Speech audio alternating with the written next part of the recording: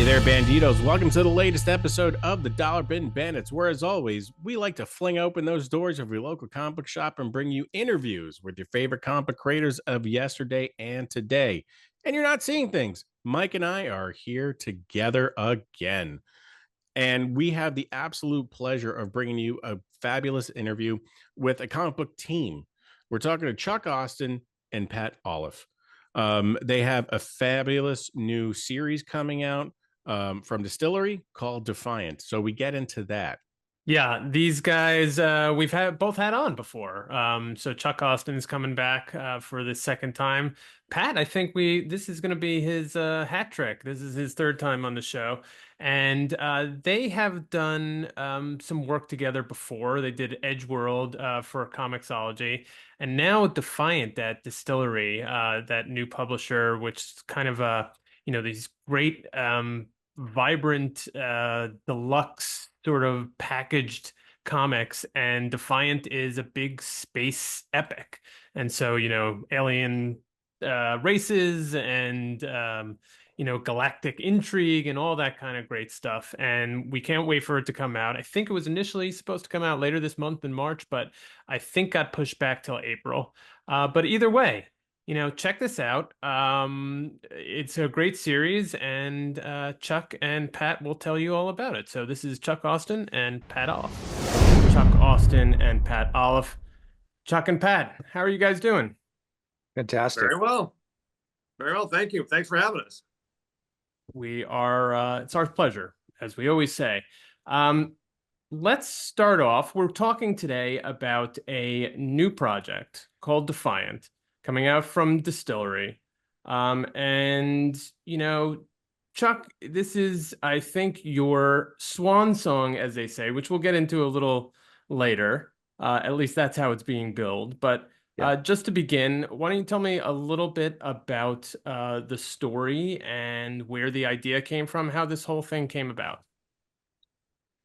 Well, Pat and I have been collaborating on various different things for a while, and this was one of those things that we talked about. It didn't officially have a name, but we had discussed the idea of doing something, very outer space oriented, very a little more like I guess Edgeworld and Tormented could both be a little on the darker side, and we wanted to do something a little on the lighter side, a little more upbeat and fun, and something where Pat could draw a lot of aliens. So um, Exactly.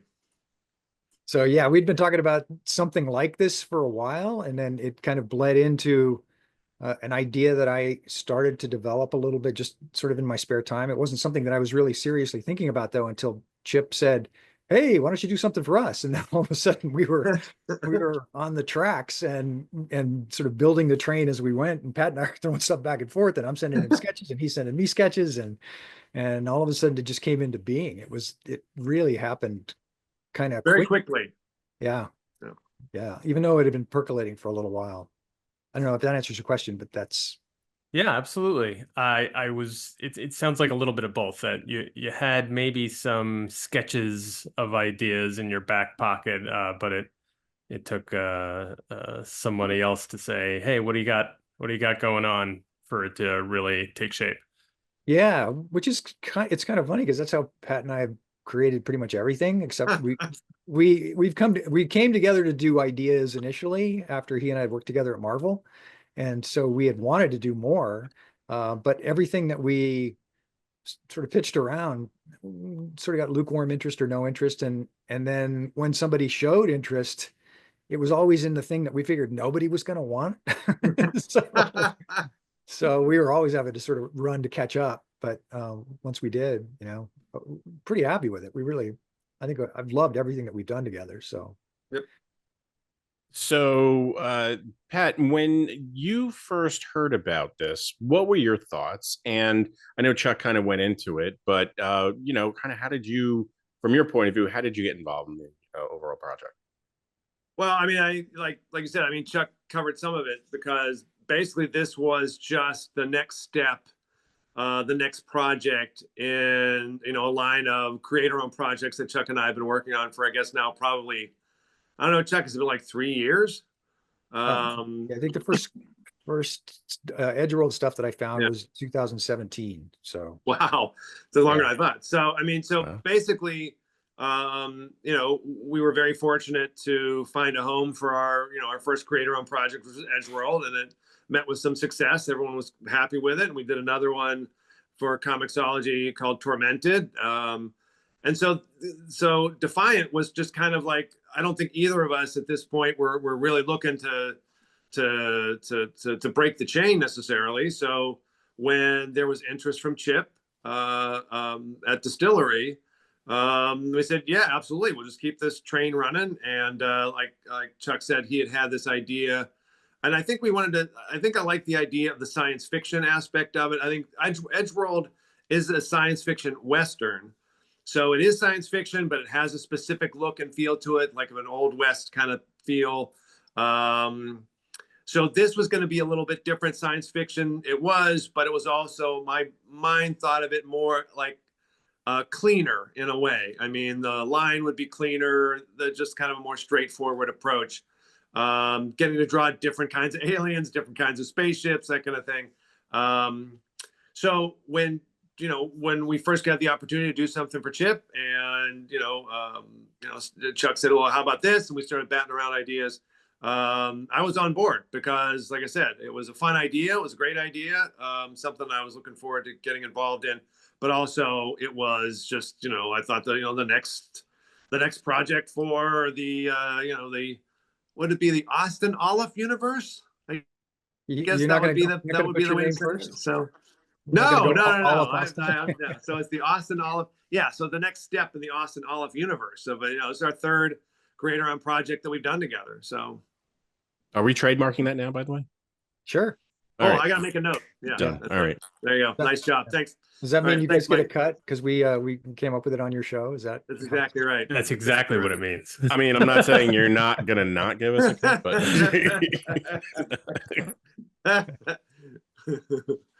there you go. Always thinking, Mike. So, let's talk a little bit about your collaboration, because you've already mentioned you've had Edgeworld, the Tormented, couple of projects that seemingly went really well on your end. I'd love to know more about what about your collaboration makes things work so well. Where do you, it's oftentimes that creators will find a creative partner and go back again and again, and those are special ones. Sometimes it's sort of ineffable, like how you would describe it, but I'd love to hear from both of you, what makes this collaboration so special. You want to start, or you want me to? You're gonna go, Chuck. You're the man with all the big words. So. I'm the big words guy. Okay. Exactly right. I'll sit here and doodle a picture of the two of us. All right, go ahead. Never mind. Kissing in a tree. Okay. There you go. That's exactly right. No peeking. Well, it's funny because I think it goes back to the first time that we collaborated. We were working on a project at Marvel. Was a spin-off of a mini series that they had done called The Call, and there were some characters in it that I had kind of co-created with Bruce Jones they were looking to create heroes that were from a different vein that they could try to push out into other areas than they had gone before. So these were based on firemen and policemen and paramedics, and the follow-up to that was a series called, it was called The Call. Maybe it was called The Call of Duty, and ours was called The Call. Do you remember? I don't remember. I thought ours was The Call, but now, to be honest, I can't remember right now. I mean, I can't remember what's happened last week, so I don't know. I get it.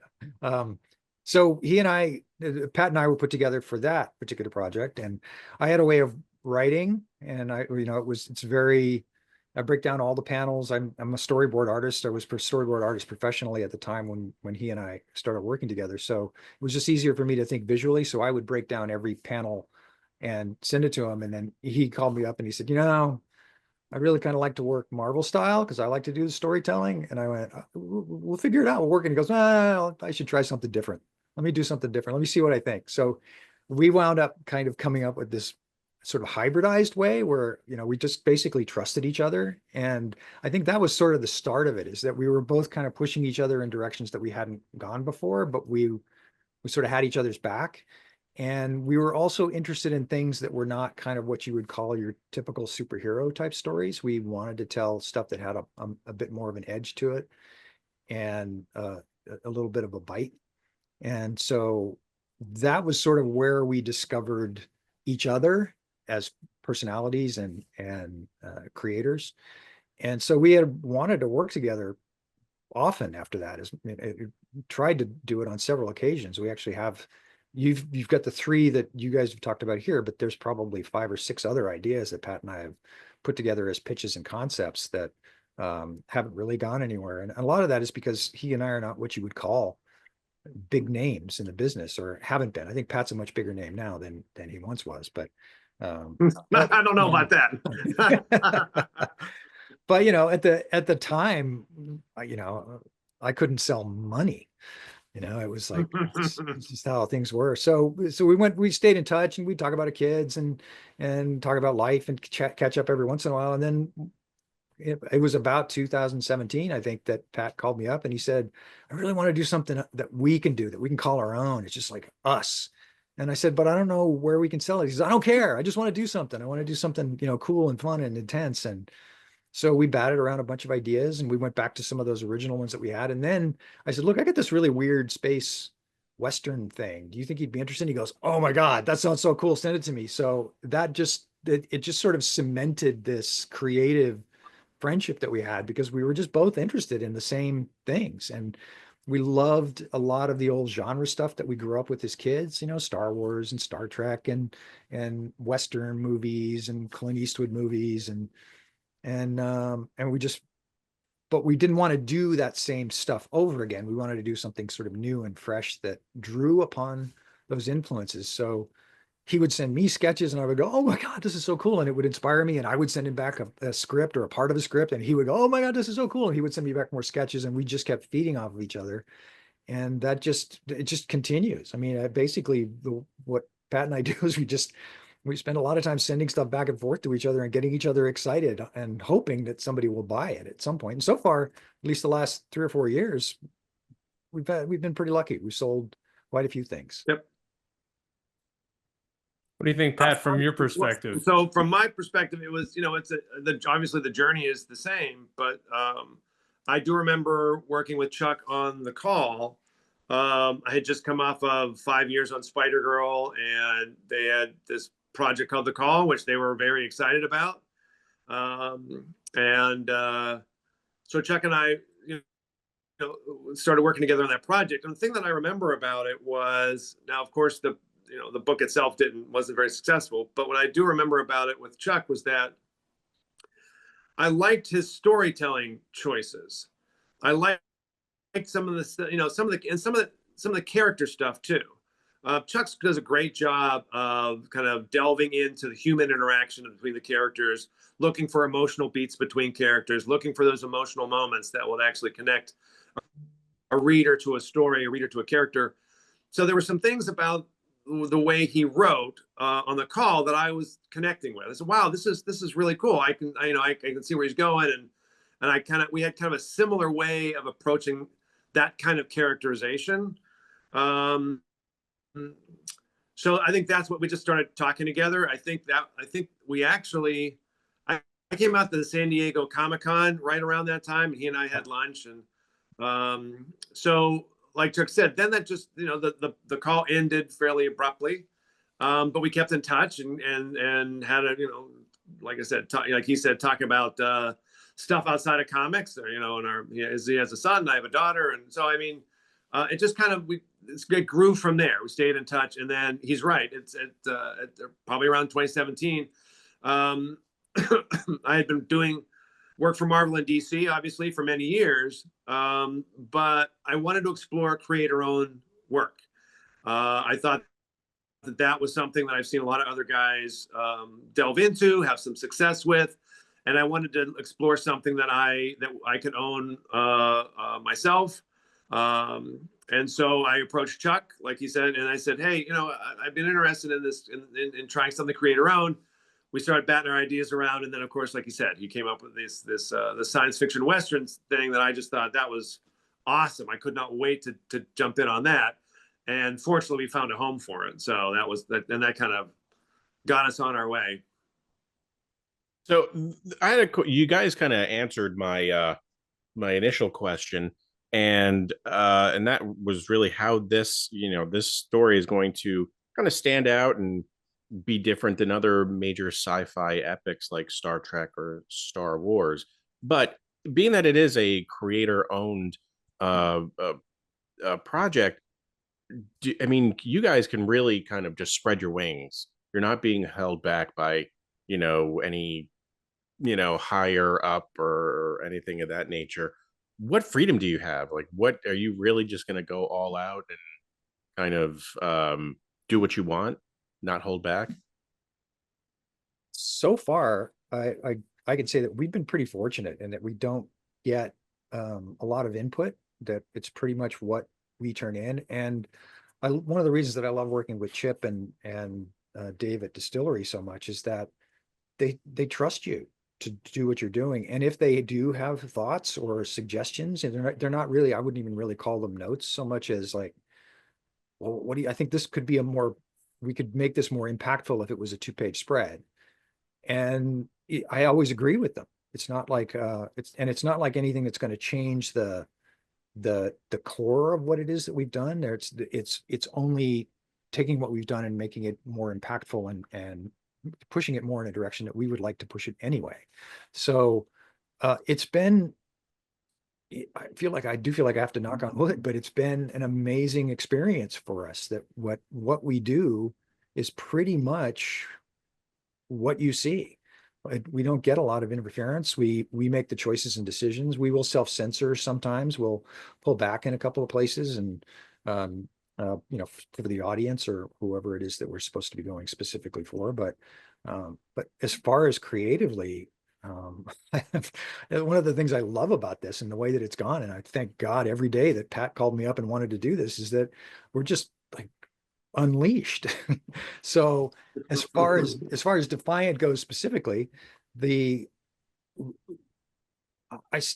we were talking about it, it was in my mind and in Pat's mind, it was this epic sort of thing. It was this immense universe with all of these different species and races and all of this stuff going on. But it was the same thing that we've always done. It was a core personalized story set within that universe that pre-existed the first issue and is going to exist long after the last issue that we do. And they let us do it, and we've been having an absolutely amazing time. So I hope that answers your question, but I think that Absolutely. One thing I would love to ask is, how easy is it for the both of you to create a world? Because that's what you're doing. You're telling a story, but there are other creatures and entities that inhabit this world. How easy is that for you to do? Do these ideas just flow from somewhere, or is there magic involved? yeah. Yes, Pat and I sacrifice chickens in the backyard all the time. Exactly. I knew right. it. Oh, See, Yeah. Mike, we got to get in on that. I told you. Yeah, that's the way to do it. I've been saying that for years. Absolutely. Yeah. Go ahead, Pat. Oh no, I mean, I was just so. I mean, it's in terms of the magic of world building. I think part of it has to come from the fact that you know, we've both been around for a little while.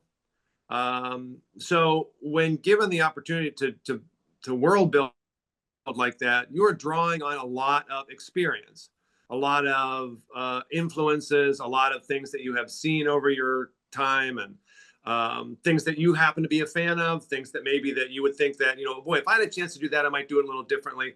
So over the years, you build up this little library in your head about influences and ideas. And so when given the opportunity, you kind of reach into that, you know, that world that's in the back of your head and start pulling from things. What would this be like? And some of it is specific to the basic concept. The aliens that I would come up with for Defiant are different than the aliens I would come up with for Edgeworld, because the starting point is, you know, science fiction Western versus something a little more straightforward science fiction. So so the starting point and the concept influences everything that comes out of that. I think that there is sometimes a misnomer about the fact that there was an idea that creator-owned properties and something that you create yourself is something that is completely created out of almost nothing.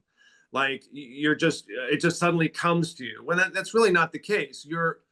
You come up with a concept. So then the concept drives, okay, what visuals or what ideas are related to that concept and the characters that you come up with. So that starts to grow the next step. Then, you know, those characters in that world starts to grow the next step. Then where are they in their larger world? Where are they going to be headed in their journey? It kind of grows from that. And so it really is very organic how it develops.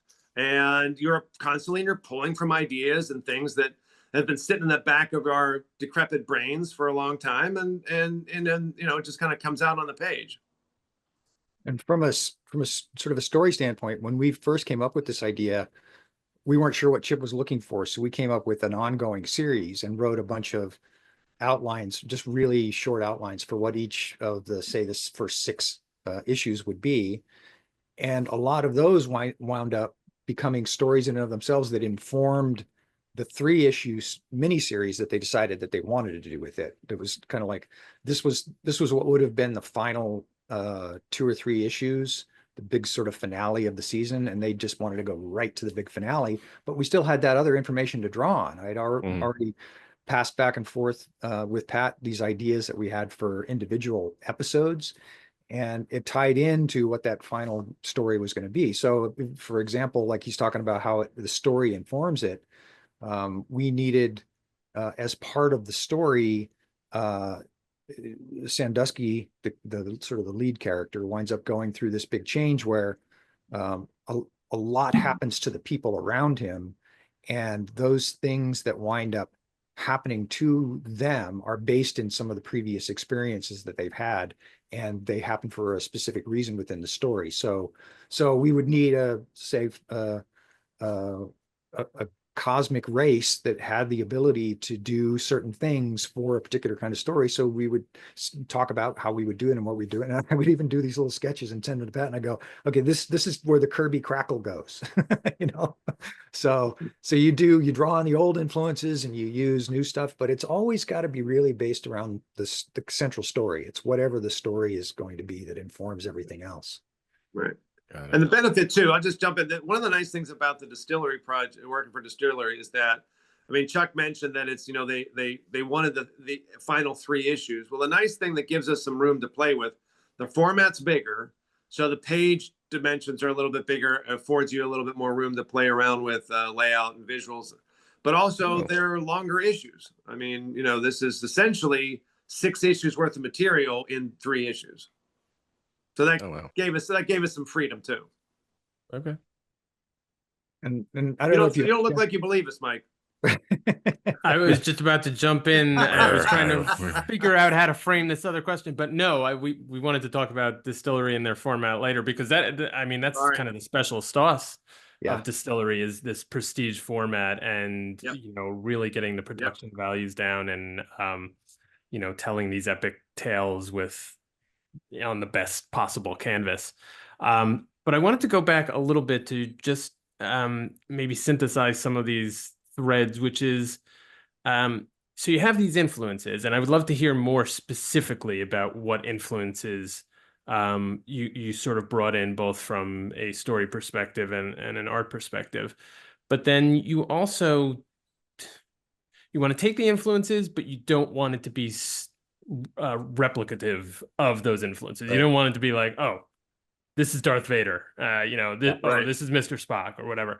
So how do you strike that balance between having something or showing your influences to a certain degree, but also bringing, you know, making something different, bringing in some of that originality, that's where I'm sort of curious, and that's why the face was sort of like deep in thought about how to ask this question. Where's that balance there between you know, influence and I guess originality? Well, okay, I'll jump in just because it was interesting because you mentioned Darth Vader. So a project that I had done right before this started was I did a Star Wars miniseries. So it was interesting to go from that science fiction, which is a little more the straightforward version that I was probably going to pull from for Defiant. And I remember trying to make sure that any reference, science, Star Wars reference, anything that I had to put away because I didn't want that to be involved in my thinking in terms of how I designed or developed characters in this story. It was so fresh. I just done that project, but I also, like I said, I wanted to, some of that, I'm a huge Star Wars fan, Star Trek fan. So some of that is in there, but I didn't want it to be so immediate. So any of that reference, I put all that away.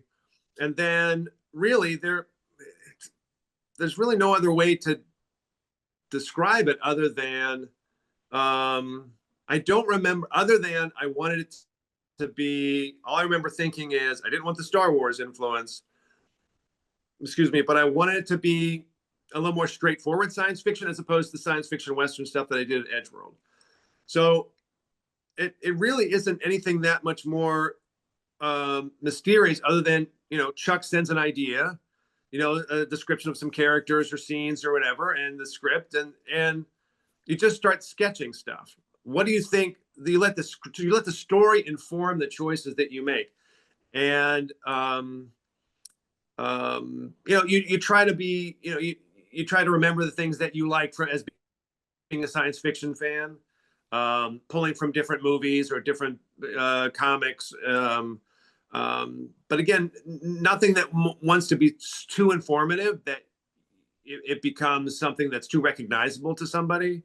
So it really just is like I said before, there is this kind of mash of influences that you have accumulated over your life as a fan of this material, that once you start reading the script and start sketching the ideas, it just kind of starts to come out based on the story and who the characters are. I would not have designed Sandusky based on the description of who he is exactly the same way as I would have designed Killian from Edgeworld, because that's who he is. So, you know, the starting point is always the character and the story, and then you just kind of like, you know, it's kind of go from there. Yeah, I often look back at like the original Star Wars, and when it first came out, people kept looking for the influences, the original influences. And I remember C-3PO, everybody talked about how the look was sort of based on the original Metropolis robot. But C-3PO is nothing like that original Metropolis robot. So we may have certain touchstones, I guess, but we really we make a conscious effort to avoid it. There are certain things that you can't help. I mean, if you're going to do spacefaring stuff, they call them ships just the same way that they call them ships here on Earth if they're traveling on the ocean. So you sort of assume that they have a captain and that they have a crew and that they have, so there are certain things that you're sort of stuck with the tropes, and those are the touchstones that everybody sort of attaches to. But we would consciously say, okay, well, we're not going to have a Sulu or a Mr. Spock, or we're not going to have a I don't know, whatever, any kind of specific example I can think of. But I mean, we don't necessarily even have a Darth Vader necessarily. Yeah. There's no like specific villain in this story. In some ways, and it's not something that's, I think, a big secret if I sort of lay it out there. But they're investigating whether or not his own son was a kind of a Darth Vader type character.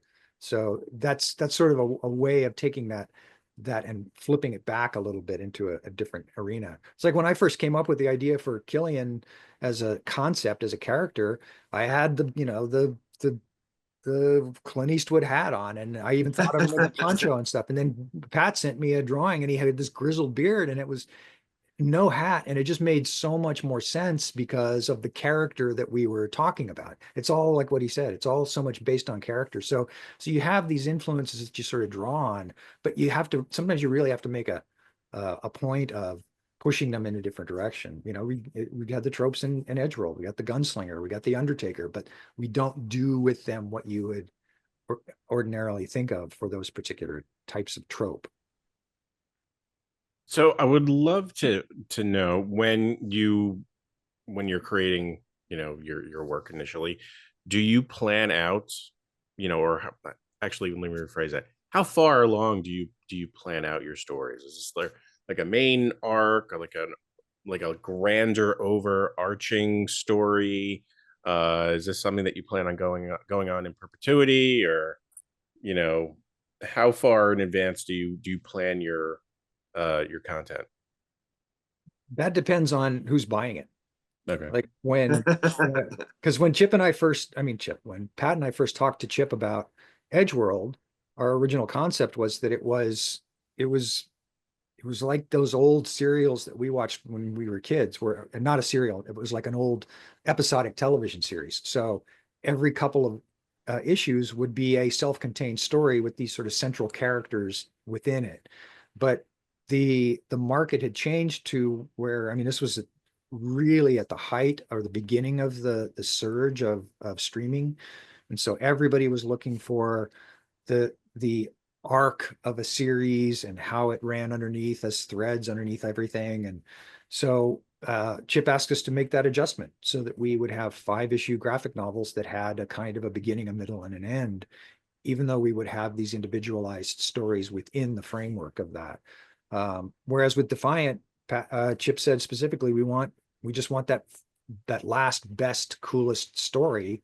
And we want you guys to go nuts and take advantage of the format, take advantage of the 2-page spreads.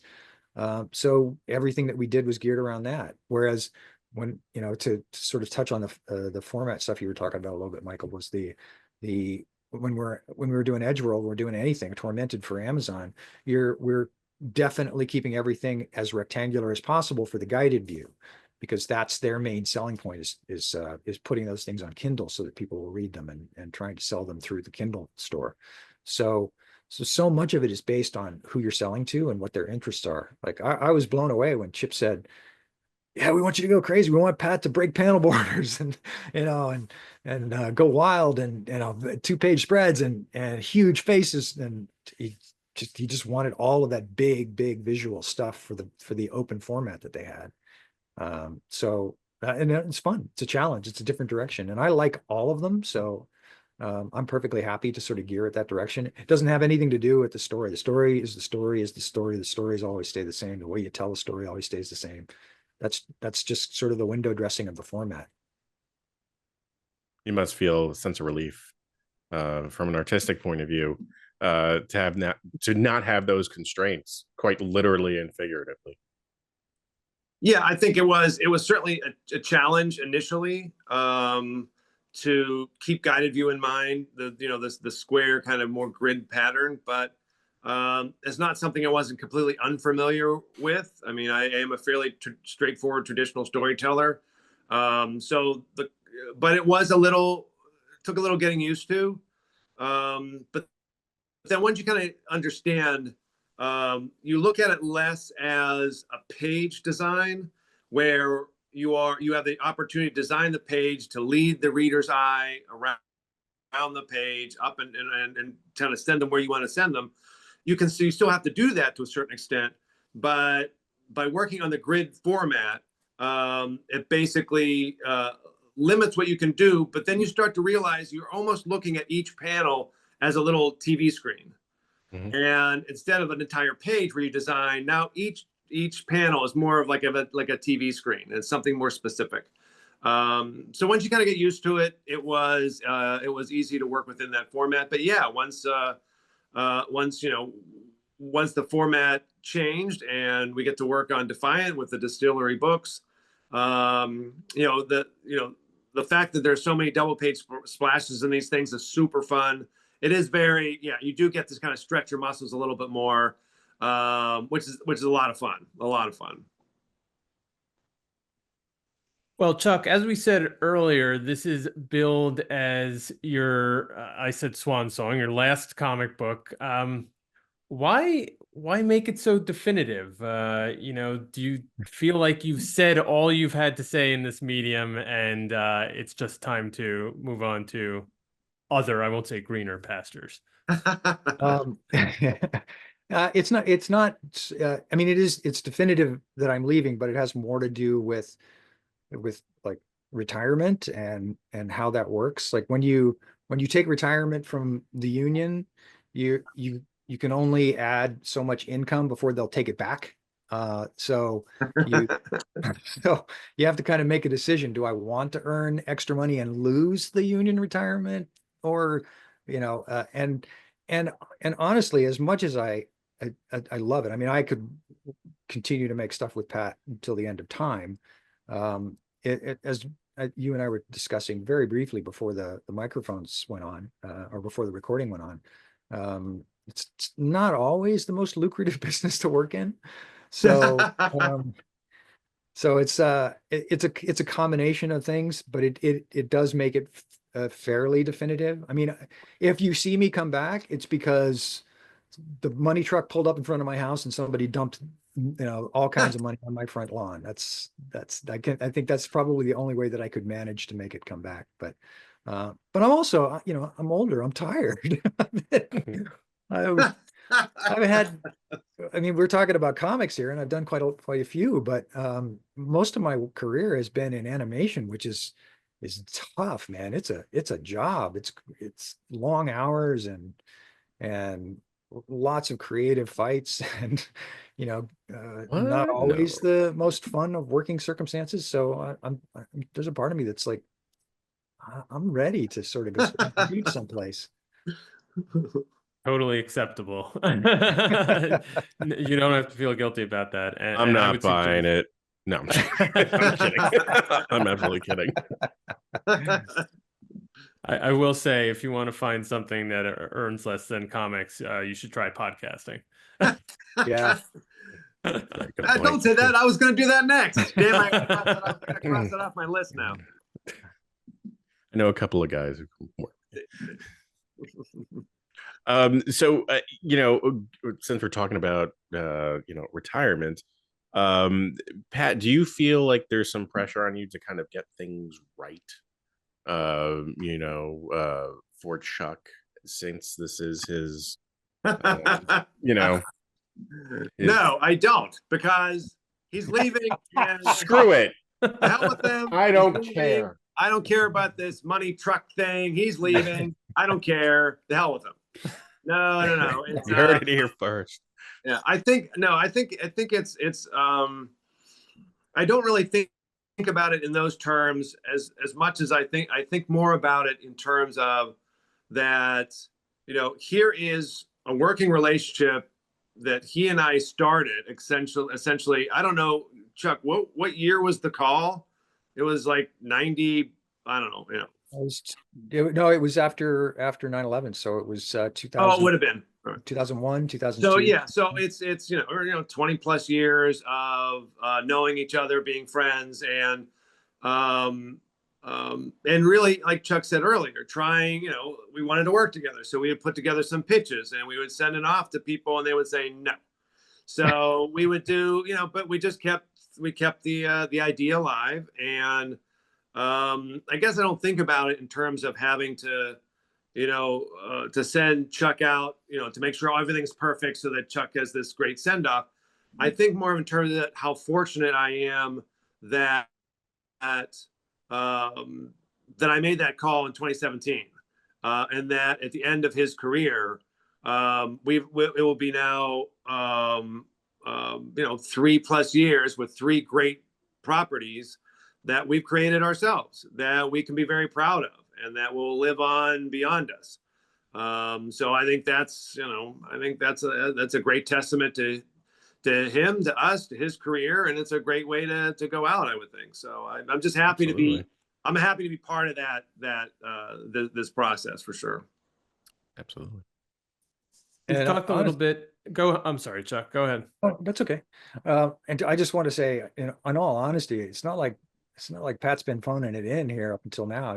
Those pages on every series we put together. just phenomenal. I mean, I tease him all the time. I take back what I said before, Chuck. Not the hell with you. It's okay. You But weren't holding just a little bit in the tank for Yes. you knew this was Yeah. coming, and There you go. I was like, I'm gonna turn on the afterburners now. Yes. I always tell him to draw less because he always draws so much. Well, I just get started. That's the thing about that's the fun thing about getting the script. Chuck does such a great job of creating these characters that have these emotional connections and this world building and stuff. So then it's just it's hard not to then just keep drawing.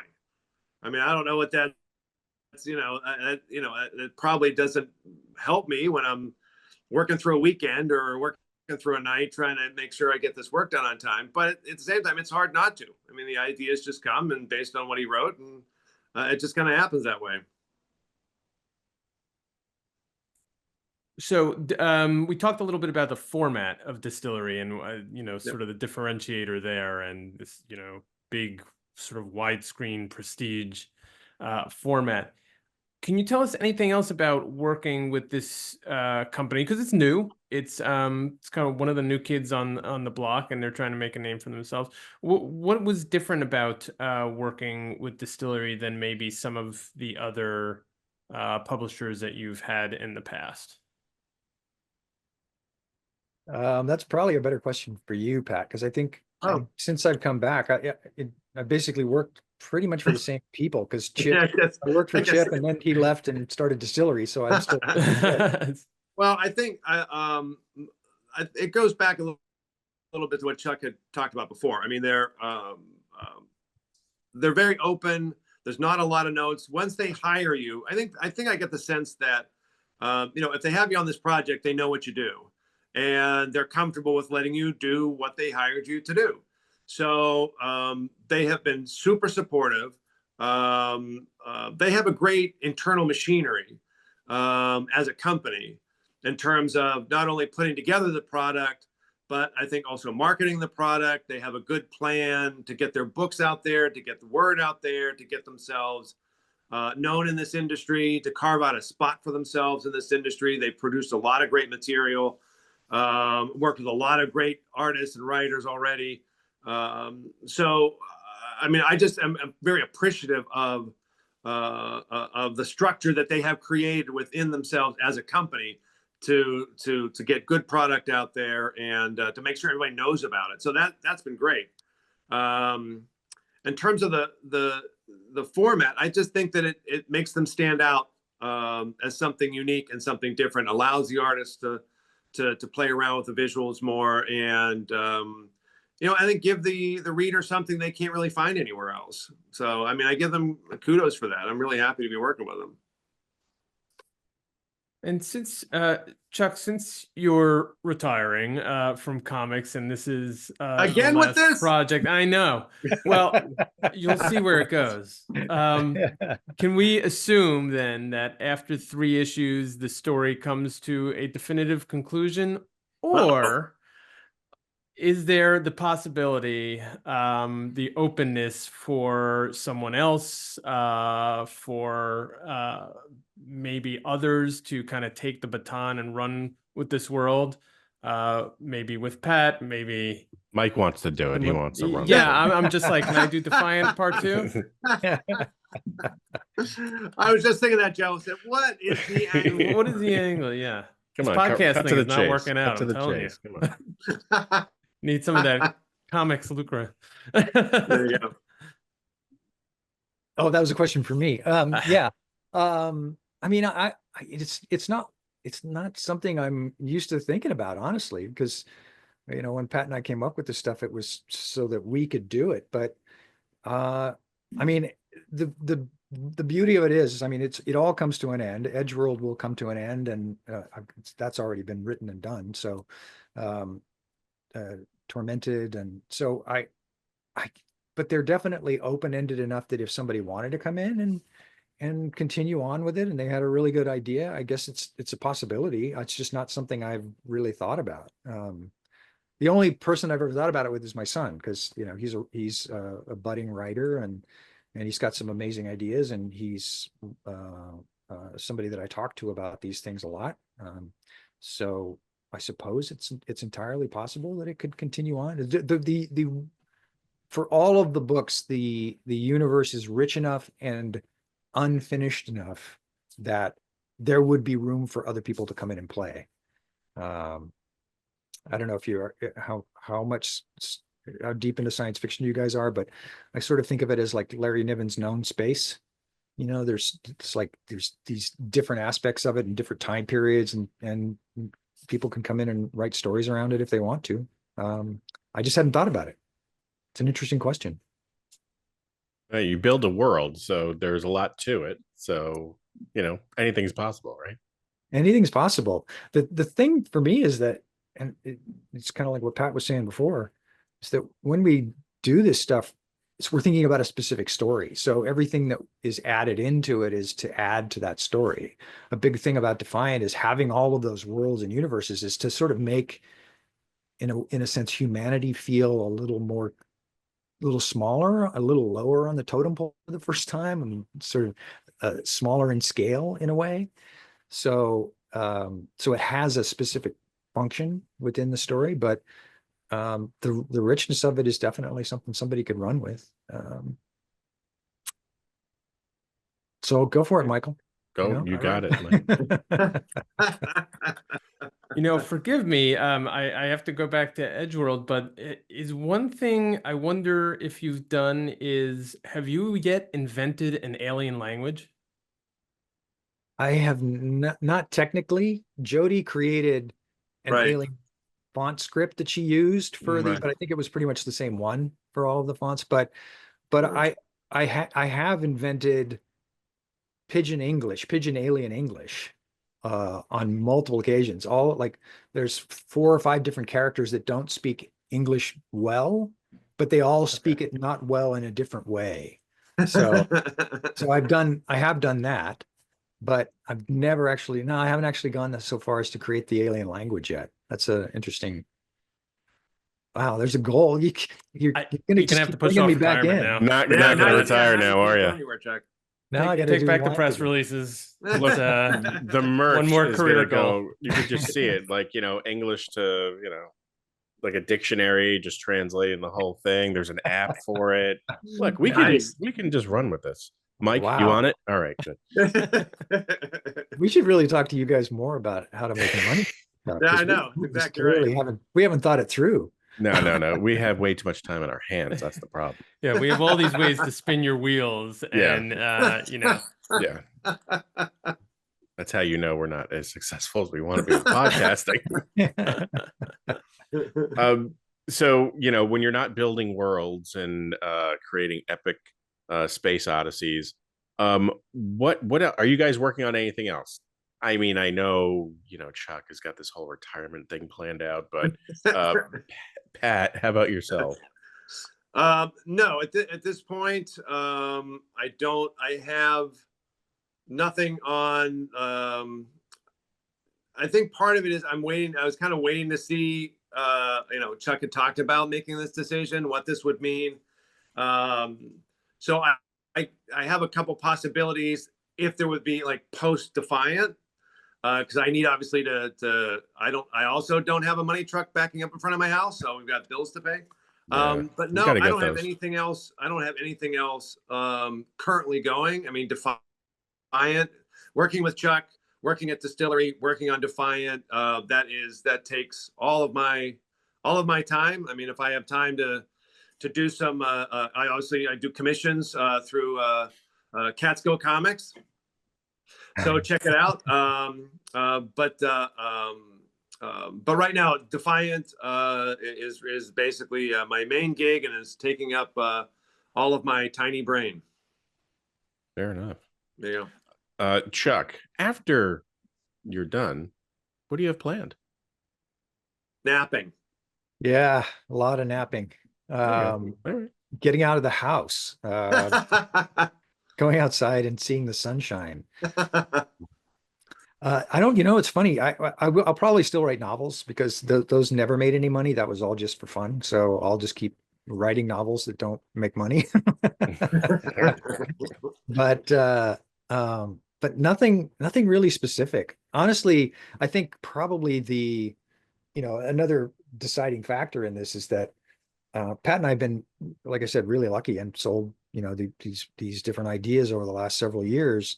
But every time we finish one, we're like figuring out, okay, well, I guess that was fun for a while. I guess we got to go find a day job. And this is sort of like the first time that I haven't had to find a day job. So I hadn't really thought about what to do with it.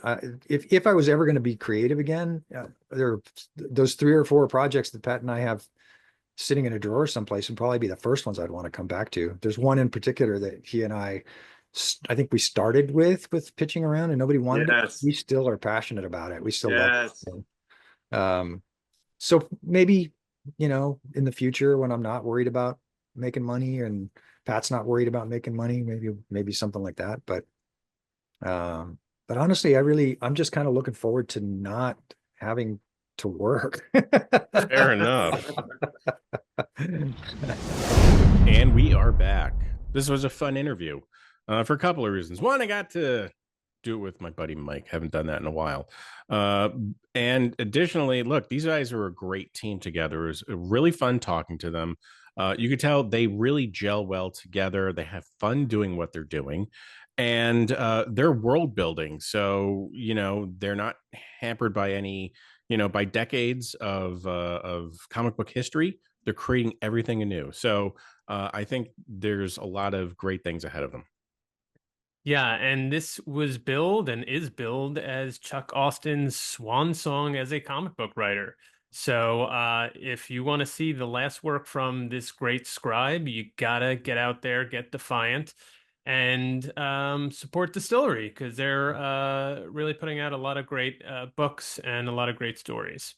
But that will do it for today's episode of the Dollar Bin Bandits. Thank you, Chuck and Pat, for coming on. Thank you, Joe, for doing the interview with me. Yeah, thank you, Mike. all you. I appreciate it. And thank you all out there for viewing and for listening and for, say it with me, rating, reviewing, subscribing. Do all that stuff. Get your friends to do all that stuff. We're going to keep the train moving. We got more episodes in the bag for you and even one more later this week. So with that, we'll see you next issue.